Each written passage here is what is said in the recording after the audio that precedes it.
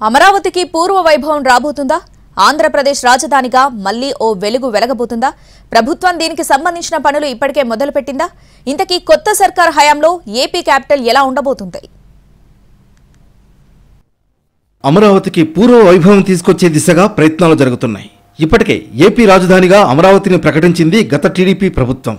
అక్కడ తాత్కాలిక భవనాలు, ఎమ్మెల్యే ఎమ్మెల్సీల క్వార్టర్ల నిర్మాణాలు కూడా చేపట్టారు.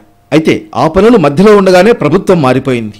వైసీపీ సర్కారు వచ్చాక 3 రాజధానుల ప్రతిపాదనను ముందుకు తీసుకొచ్చింది. దీంతో గత 5 ఏళ్లలో అమరావతిపై ఫోకస్ అమాంతం తగ్గిపోయింది. ఫలితంగా ఎక్కడి నిర్మాణాలు అక్కడే ఆగిపోయాయి. ఇప్పుడు మళ్లీ టీడీపీ అధికారంలోకి వచ్చింది. దీంతో అమరావతికి పూర్వ వైభవం తీసుకొచ్చేందుకు అడుగులు ముందుకు వేస్తోంది. మరోవైపు ప్రమాణ స్వీకారానికి ముందే అమరావతి ప్రాంతంపై ఫోకస్ పెట్టారు చంద్రబాబు. మధ్యలోనే నిలిచిపోయిన నిర్మాణాలను మళ్లీ మొదలుపెట్టబోతున్నారు. పెరిగిన ముళ్లకంపలు, పిచ్చి చెట్లను తొలగిస్తోంది అధికార యంత్రాంగం. అమరావతిని పూర్తి స్థాయి రాజధానిగా నిర్మించేందుకు పక్కా ప్రణాళికతో ముందుకు వెళ్లే దిశగా పనులు జరుగుతున్నాయి. ఇక భవన నిర్మాణ పనులకు అడ్డంకులు లేకుండా జంగిల్ క్లియరెన్స్ కార్యక్రమం చేపట్టారు. అలాగే వివిధ ప్రధాన మార్గాలకు దారి ఏర్పాటు చేస్తున్నారు అధికారులు.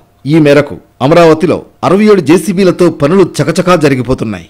మరోవైపు రోడ్ల పక్కన పేరుకుపోయిన చెత్తను తొలగించే కార్యక్రమం చేపట్టారు. విట్, ఎన్ఆర్ఎం వంటి ప్రతిష్టాత్మక యూనివర్సిటీలకు దారి ఏర్పాటు చేస్తున్నారు. గత 5 ఏళ్లలో 15 నుంచి 20,000 కోట్లకు పైగా పనులు నిలిచిపోయాయి. అమరావతిలోని సిఆర్డీఏ భవనానికి రంగులద్దుతున్నారు. మొత్తానికి పదవీ ప్రమాణ స్వీకారానికి ముందే అమరావతిపై స్పెషల్ ఫోకస్ పెట్టారు.